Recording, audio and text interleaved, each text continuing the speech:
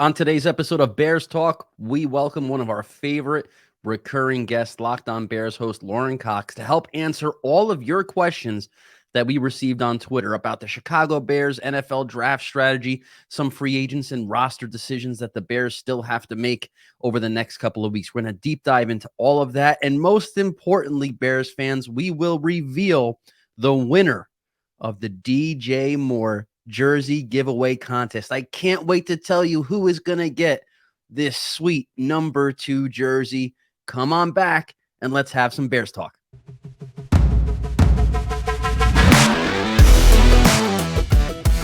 We're going to be an effort-based team.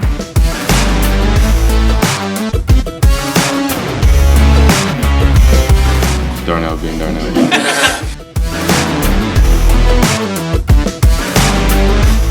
Love playing football. Ready to open this thing up. Let them know that we're coming. I am super excited to bring in our next guest. You guys know him very well by now. He is a regular contributor to Bears Talk. He is Lorin Cox from the Locked On Bears podcast. But before we do that, I know you're all dying to find out who is the winner of the DJ Moore jersey giveaway. And before I announce the name, I just want to thank all of you Bears talkers out there for the support that you have shown this show and the website bearstalk.com. We have shattered site records. Every analytic that measures website traffic and users and page views and everything. March has been a historic month for Bears Talk. We're only 11 months old, and it's all because of you, the Bears talkers out there. The YouTube channel has surpassed 2,500 subscribers and growing by the day. I couldn't say thank you enough to all of you out there. So this DJ Moore jersey giveaway, it's only the beginning, Bears talkers. Keep hitting that subscribe button. If you haven't subscribed yet and you're just checking us out for the first time, don't feel like you missed out. There's going to be more giveaways coming up, especially, little spoiler alert, especially once we find out who the Chicago Bears first round pick ends up being. But for the DJ Moore jersey giveaway, let me pull up the name, make sure I get it right here. The winner of the DJ Moore jersey giveaway, the first official YouTube Bears Talk giveaway, is Chris Johnson, not to be confused with CJ2K. This is at Chris is Johnson on Twitter. Chris, congratulations. You have just won yourself a DJ Moore jersey of your choice, color, size, etc.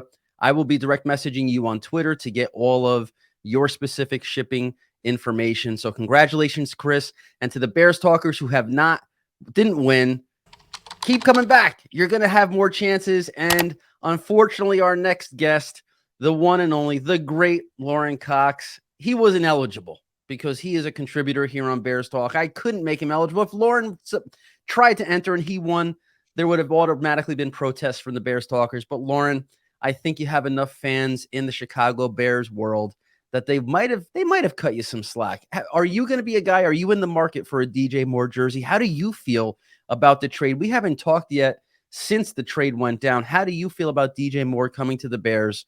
Is this the missing piece to unlock Justin Fields? Tell you that Chris is the Johnson is my burner account, so I'm really looking forward to you sending it to me.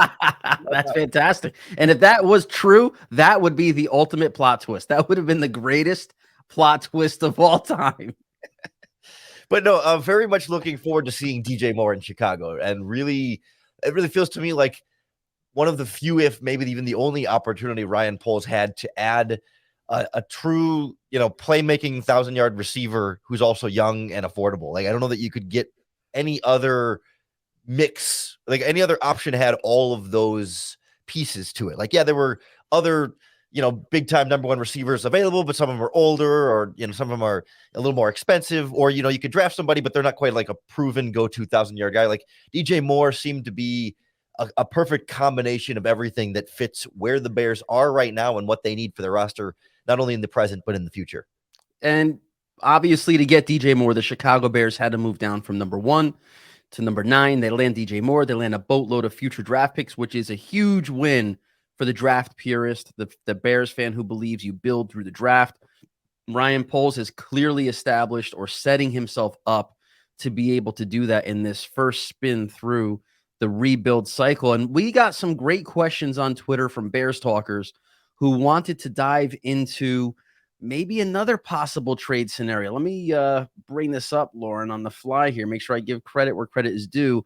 At Eli_Grimes01 asks, is a trade down from number 9 within reason, or do the Bears run the risk of missing out on a blue chip talent at the cost of attaining more draft capital? Lorin, we have heard from Ryan Poles in the last few days that he's not ruling out moving back again, but he did caution Bears fans and just whoever is paying attention that at some point trading back too far runs the risk of diminishing returns, because you do have to draft good players. It's one thing to have a lot of picks, but you have to use them on good players. So do you think we could see Ryan Poles slide back one more time? And is there a point in the first round that you view as kind of the drop dead zone for the Chicago Bears? Yeah, I certainly think a trade down is within reason, because when you start to go through like the players that could be available at 9 that would interest the Chicago Bears, it seems to me like it's right at the top of like another tier, right? So it's like you're probably going to miss out on the true top of this class, like the Will Anderson of the world. And so once you kind of get past like that group, then it's like there's a few offensive tackles you like, there's a few edge rushers you might like, there's a few cornerbacks you might like, and you feel like any of those guys would be good picks for the Bears. And so if you feel like there's 3 or 4 or 5 guys you like with the 9th overall pick, and there isn't one that you gotta have, you could trade down 3 or 4 or 5 spots, and a good chance that one or more of those players will still be there slightly farther down, and you can get some extra draft capital to get there. I don't know an exact number where the dead zone would be for me, but it's probably in the 14, 15, 16 type range. But it kind of depends on how the board falls with those first 9 picks, how many quarterbacks go in those first 9 picks. If we see all 4 go, or if one is still on the board, that could certainly grease the wheels for a Bears trade down if somebody wanted to move up and try and get past Tennessee at 11, or the Jets at 13, or the Commanders at 16. You took the words right out of my mouth, Lorin. I think really what we'll see here is the trade opportunity for Chicago really ratchet up if a quarterback does slide to number 9. We see this every year. This time of year, quarterbacks get pushed up significantly in the first round or even into the first round as prospects because it clicks well. NFL draft analysts love talking about quarterbacks, and fans of teams that need quarterbacks love hearing about the great possibilities that these quarterbacks offer. Last year, this time, we had it with Malik Willis, who after the Senior Bowl looked like he was going to be. I wasn't impressed, Lorin. I don't think you were impressed. His film wasn't impressive, but last year, this time, he was being talked about as a possible number 1 overall pick candidate. He went in the 3rd round. So is it possible an Anthony Richardson? Is it possible a Will Levis is still on the board at number 9? It's not completely out of the realm of possibility. And if that happens, that's when Ryan Poles can enrich the Bears even further with another trade to a quarterback needy team. And that's when you can get the most in return, is when the trade is for a quarterback. And I think the second best scenario for them, if they're not sold on Jalen Carter, who we're going to talk about in a minute, is if Jalen Carter has a slide and he slides down to number 9, you could see teams at that point trying to get in front of Philly, because Philly at number 10 is the kind of organization that can take a luxury boomer bust pick there.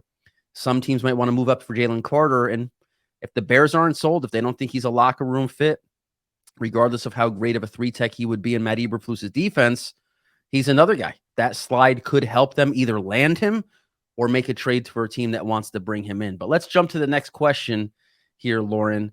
This is an interesting one. It's from a regular Bears talker who submits some good questions. This is at @just_AC. He asked, how come Nolan Smith, the Georgia pass rush specialist, how come he isn't being talked about to the Bears? Just AC likes him and thinks it's a possibility. Lorin, in our pre-show chat, you gave me a really interesting stat that I want Bears talkers to hear, which could be part of the reason why Nolan Smith to the Bears is not a common mock draft outcome. Yeah, so I mean, we know Nolan Smith is super athletic, right? He ran a 4.39 40-yard dash, like freakishly athletic, like super athletic. As much as I know you're trying to compliment him, that might be underselling it. I mean, a 4.39 at his size as an edge rusher. I mean, that's like almost unheard of. Well, the key word there is at his size, right? Because right, it cuts negatively too. yeah, because I think he's what, like 6'2", 238 pounds, I think is where he measured in. And there was not a single starting NFL edge defender last season listed at under 240 pounds. So, certainly rotational guys, absolutely. But at some point, size becomes a real factor here. And we know Matt Eberflus historically has tended to prefer bigger, longer defensive ends. And so as talented and as athletic and freaky as Nolan Smith is, he doesn't necessarily jump out to me as the type of player they would normally target. That doesn't mean he's off their board or that they wouldn't consider it, but it just doesn't seem like their exact preference as far as edge rushers go in this scheme. I think you're right, Lauren. I think you have to look at the scheme fit. It's one thing to be a super athlete. It's another thing to be a super athlete and football player. Nolan Smith also didn't have a lot of great production at Georgia. We hear a lot about how Georgia's defense is so stacked and so loaded. Trayvon Walker was the number 1 overall pick last year. He wasn't super productive at Georgia, and that was kind of the reasoning behind him not being a box score freak was, well, there's so many great players on that defense. There's only so many tackles and so many sacks that are available. With so much great talent, of course, numbers across the board will be down. Trayvon Walker wasn't great as a rookie, so it didn't help him. We heard the same thing about Leonard Floyd, former Chicago Bears first-round pick. He was kind of that, I don't want to say undersized. He wasn't he was like a 240-plus pounder. I don't remember. I mean, maybe now as he's developed, he's now in his 250s, actually. He might have been even a lot smaller than that when he was coming out. But Leonard Floyd's production was kind of, it's okay. It's no big deal. He's going to be a better pro than college player. It just seems like a lot of these Georgia guys get that excuse, for lack of a better term, coming into the league. And sometimes it doesn't necessarily pan out. So Nolan Smith feels to me like another one of these guys. Georgia clearly has a phenomenal strength and conditioning program. They get their guys ready this time of year, with the exception of Jalen Carter, who can't finish his pro day. But they get their guys ready this time of year to put up some pretty crazy numbers. Nolan Smith was the last in that line of incredible defensive talents who put up some pretty impressive, just mind-blowing athletic scores. But you have to ask yourself when you're watching these guys, and Bears Talkers, as you're watching film over the next couple of weeks, getting ready for the draft, and little shameless plug here, you can go to bearstalk.com, and what we're starting to do in a new series in the run-up to the draft is Bears potential draft prospects, guys that we know are going to be in that radar, in that top 10 to 15 names, for lack of a better term. We're going to be posting basically 5 or 6 of their game film cut-ups. You be the judge. You watch the film. You decide for yourself whether or not this guy you think is going to be a good Chicago Bear, a good pro moving forward. You got to watch these guys who time elite at the NFL Combine and compare those numbers to how they play on the field. Because if they're running a 40-yard dash a lot faster than their play speed on the field, that is the number one giveaway. That tells you football doesn't come naturally to them. They're a natural sprinter. They're a track guy. They can go from point A to point B faster than anybody else. But when you put the pads on and they got to think and they got to react and they got to play the game, if they don't play at that speed, that's a real neutralizing factor and can take the best athlete and make them wash out of the league before they hit a second contract. So I'm not saying that's Nolan Smith. For pure transparency here, I haven't dug into his film deeply enough to be able to say for sure whether he's a guy that fits the better, more athlete than football player profile. But when I don't see elite production from a guy who's almost 240 pounds that can run and jump and just explode the way he does in shorts and a t-shirt, you got to at least ask the question. And speaking of questions, let's go to the next one, Lauren. This one comes from, I don't know even how to pronounce this last name, at Kuipers_Paul, at Kuypers. Kuipers? Keepers? Anyway, here's the question. If Skoronski and Paris Johnson are there at 9, who are you taking, General Manager Lorin Cox? And also, here's another curveball. If Jalen Carter is also on the board, do you take him instead? This is the great question. This is a fantastic question. I don't know if your name is Josiah or Paul, because you go by Josiah Kuipers, but you're at Kuipers_Paul. So whichever one you are, JP, Josiah. JP or KP or JKP. This is a great question because this could very well be the exact scenario facing Ryan Poles when he's on the clock at number 9. You got both Paris Johnson and Peter Skoronski on the board, and Jalen Carter has the ridiculous free fall that many are projecting is going to happen. So now you have your two biggest needs, offensive tackle and 3-tech, and the best player available at each one of those positions is on the board. And arguably the best non-quarterback who happens to fill one of those needs is one of those 3 players still on the board, but he has the biggest character questions out of all the top prospects. This would be an unenviable position. This is not something that I think this is why Ryan Poles would get paid the big bucks to make this call, because it could be one of the most important decisions of his early general manager career. But for now, Lorin, you are the general manager. First, Great. Let's dive into Skoronski versus Johnson, who you prefer and why. And then whoever wins that battle now goes head-to-head against Jalen Carter. Who are you taking in that outcome?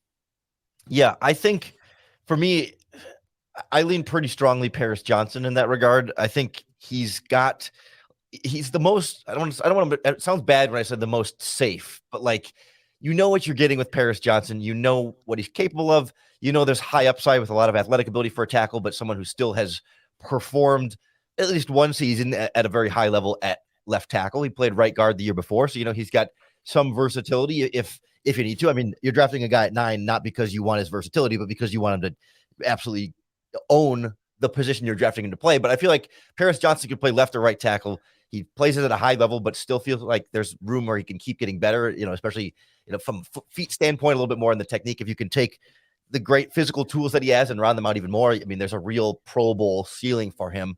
Whereas with Skoronski, certainly there's a lot of upside there, but there's enough questions about the arm length to feel like maybe I'm certainly willing to try him at tackle, but feels like guard may be his long-term future.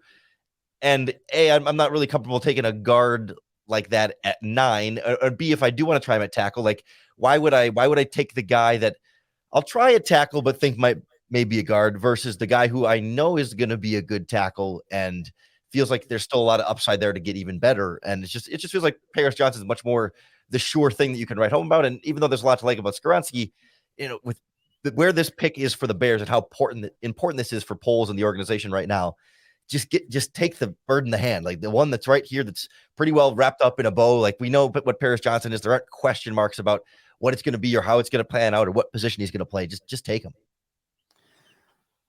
I completely agree. To me, it's not even a debate. I know there was Adam Hogue from All CHGO went on this viral rant during the week saying how, you know, why are we saying Peter Skoronski is a guard? He's never played guard, short arms. The arm length is not as big of an issue. And with all due respect to Adam Hogue, I mean, you literally couldn't have a more incorrect take than that. I mean, if you study the NFL draft, even for a year or two, let alone for decades, like I have, you know that this position projection is part of the process that happens every single year, most commonly along the offensive line, where a guy's physical makeup that may have allowed him to succeed in college does not mean he's going to be able to have that same success transitioning to the pro game, where edge rushers in the NFL also have position minimums that teams look for.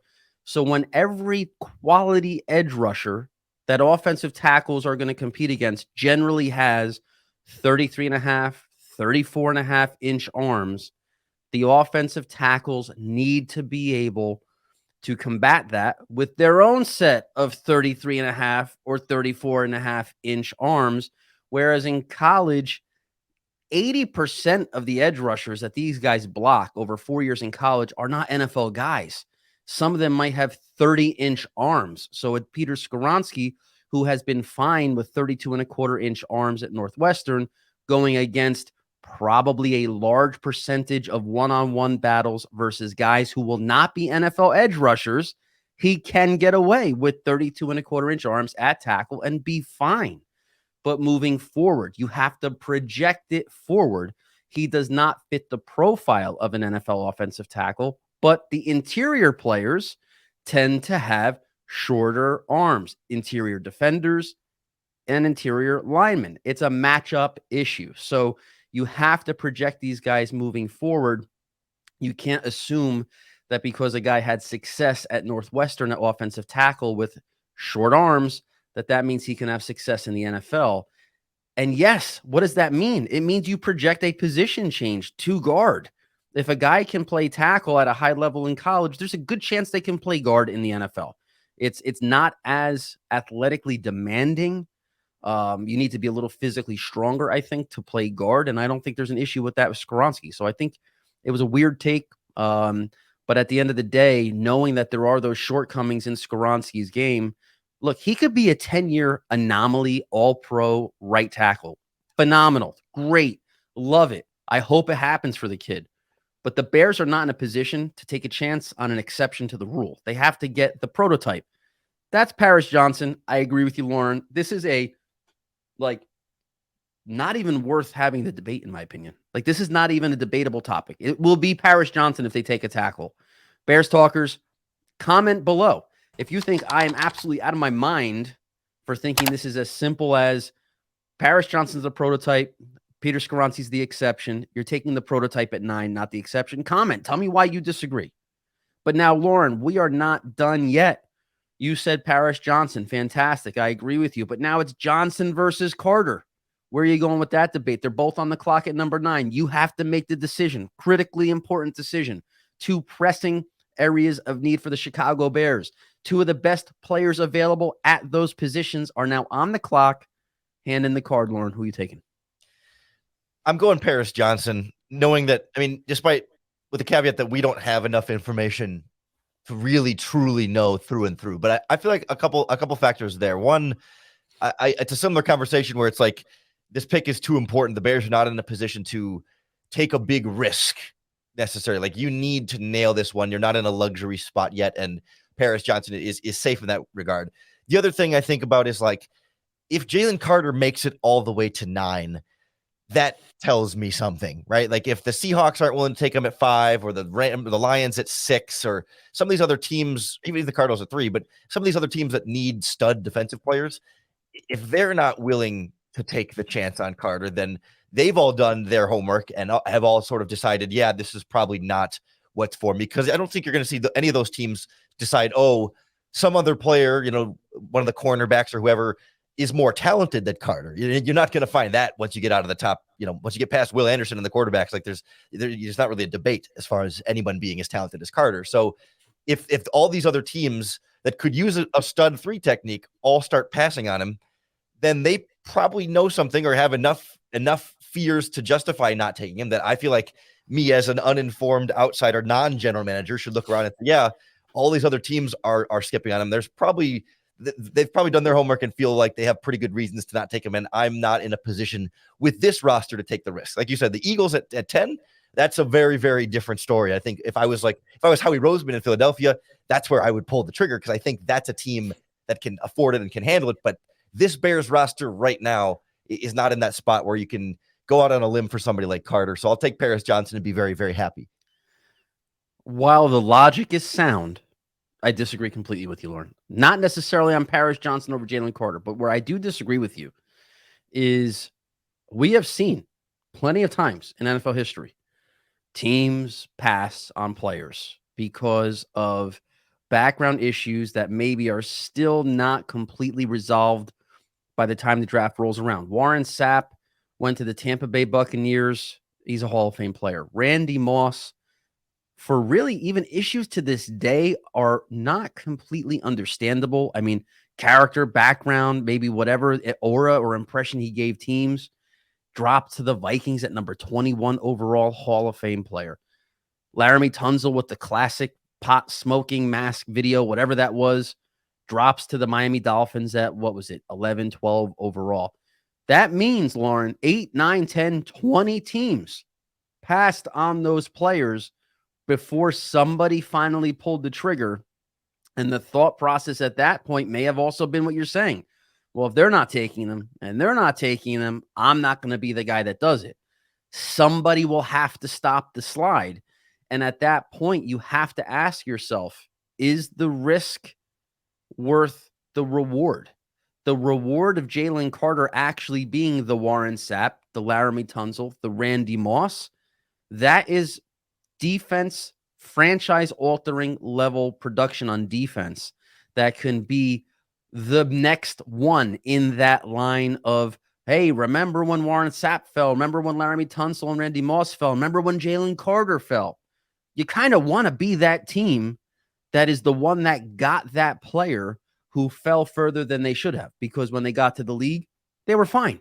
Maybe some moments of dysfunction, right? But they were generally fine and Hall of Fame level players. Laramie Tunsil's on his way too. So when you worry about what the teams in front of you do, that could potentially lead to the wrong decision. What I think we're going to see here is Ryan Poles and his pre-draft process. How confident will he be in what the scouts and his intelligence gatherers have provided him with? Will he feel comfortable enough with Jalen Carter and the background information that he has on him to make the decision? And I don't mean I don't know enough, so I'm not going to take him. Like, you better know enough to say affirmatively, I'm not taking him, or to say affirmatively, I am taking him, because all the work we've done on him has led me and our front office to this decision right now. It's not, we can't take a chance. We don't know how this is going to work out. You can't, because you could be passing up a Hall of Fame talent, right? You better know. So I'm going to be of the opinion that if the Bears don't take Jalen Carter, it's because whatever their front office dug into, whatever the information they got, they are so beyond comfortable with passing on the potential upside that Jalen Carter brings, because they feel very confident in the opinion that he won't be a locker room fit, won't be a culture fit, won't be an work ethic fit. Who knows? But that he won't be that guy. And I think Bears talkers out there, you have to also understand that part of it, right? It's not like Ryan Poles is going to be gun shy if he doesn't take Jalen Carter. I don't think Ryan Poles is going to be scared to draft Jalen Carter. I think if Ryan Poles doesn't draft Jalen Carter and he's on the board when the Bears are on the clock, he is telling you, trust me, I did the work. He is not a guy for our team. It's an affirmative decision. He is making the choice to pass on him. He's not kicking the can down the road and saying, I'm worried if we choose him, something bad might happen. It's not like a speculative thing. They're confident in that decision. And honestly, Lorin, I think the tiebreaker sometimes comes down to, like, don't let your franchise quarterback get killed either. Like, Paris Johnson helps Justin Fields reach his fullest potential. So if there are questions about Jalen Carter from the outside perspective, for you and I not doing the homework, if there are these questions lingering about Jalen Carter, and we know Paris Johnson doesn't have those questions, and we know Paris Johnson is directly connected to Justin Fields' safety, give me the offensive tackle. This doesn't seem like rocket science. And not for nothing, Lorin, I don't know how much tape you watched of Jalen Carter. I've watched him. Okay, he's got some moments where he's a beast, but I don't see Aaron Donald here. I mean, have you watched him at all? Am I missing something? Am I expecting too much when I watch his film? Because I watch his tape. I don't see Warren Sapp. I don't see Quinn Williams. I don't see Fletcher Cox. I don't see Aaron Donald.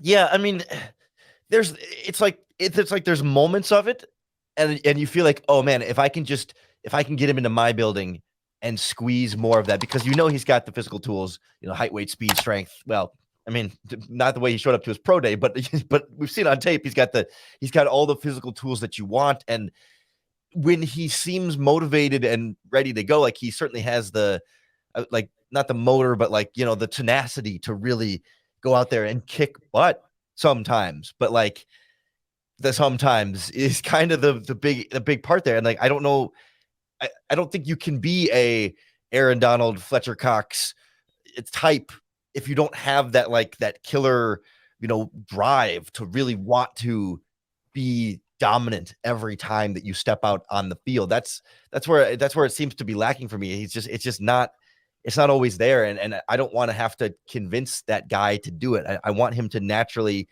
dominate, and it's just not quite there. It just feels like for Carter, it needs to be squeezed out very forcefully, and it's just not what you want. It's not what you want to invest. And that could be factoring to this whole background part, right? The character and his pro day. He couldn't finish his pro day.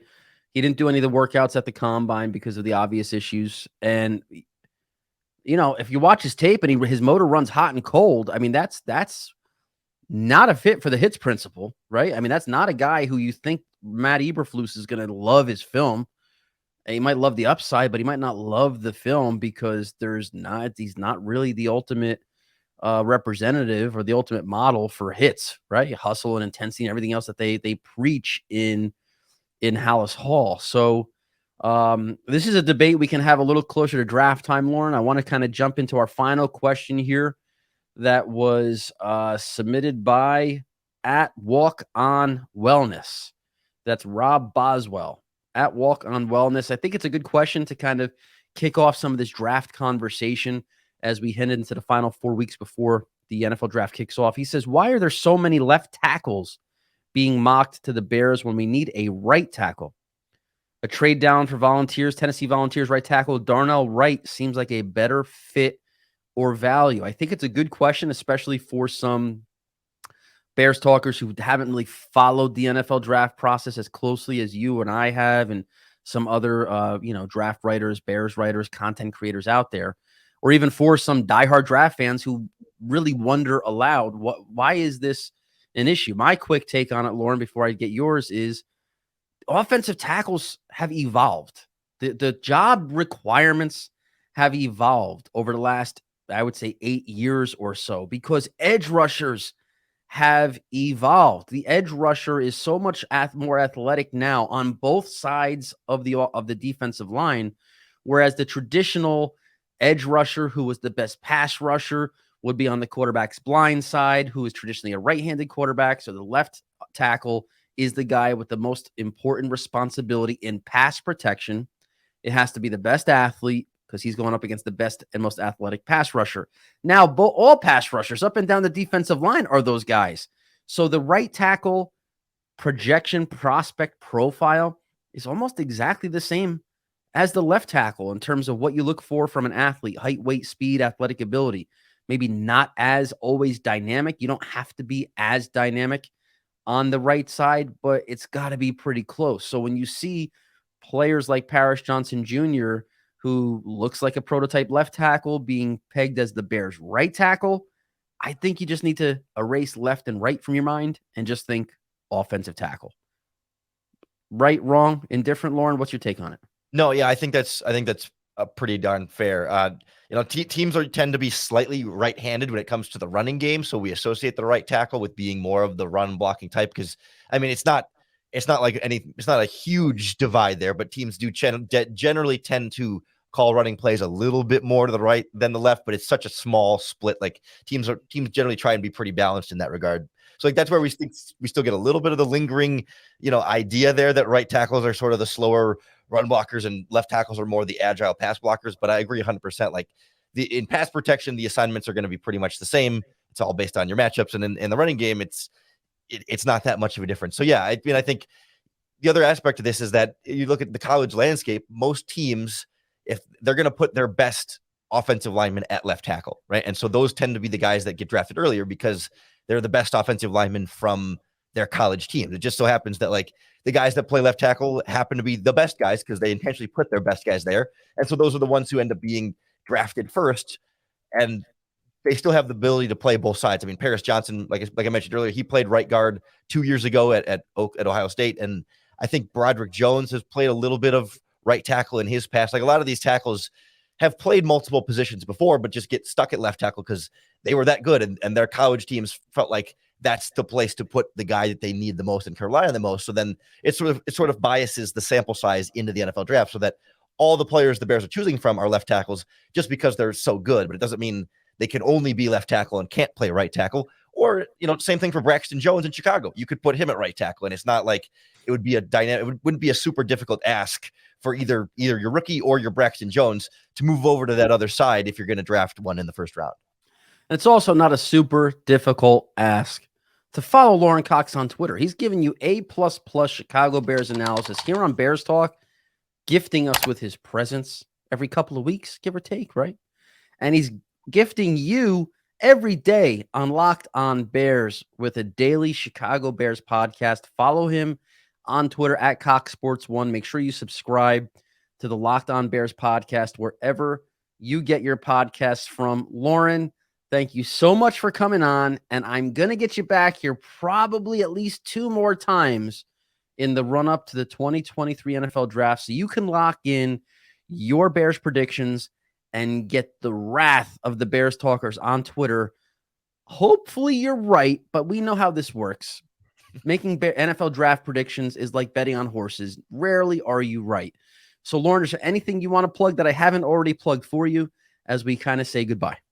I will just say this podcast will be coming out on my birthday. So for my birthday present, you could follow me on Twitter or check out the Locked On Bears podcast. How about that? Hey, Lorin, thank you for reminding me. I would not have forgotten. Yes, you would. It's okay. I would not have forgotten. Bears talkers, we would not have forgotten. Go wish Lorin a happy birthday on March, whatever day it is. Go wish Lorin a birthday on that day. And seriously, Lorin, happy birthday, brother. Thank you for coming on. And make sure you're following him over on Locked On Bears.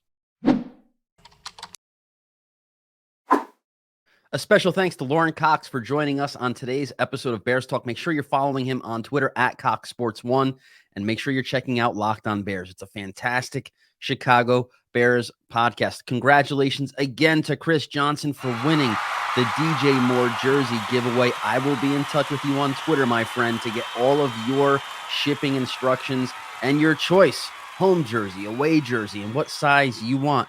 Bears talkers, keep subscribing, keep coming back, sharing this channel and this movement with all of your fellow Bears fans. This DJ Moore jersey giveaway is only the beginning. We're going to keep having special prizes like this for all of you faithful Bears talkers who continue to help us grow this show at such a rapid pace. Follow me on Twitter at Brian Perez NFL. Follow Bears Talk at the Bears Talk. Make sure you go to bearstalk.com, especially now during NFL draft season. We're going to have everything you need to know about this year's prospects and who could become the next beacon of hope for the Chicago Bears. Most importantly, Bears fans, keep bearing down and come back for the next episode of Bears Talk.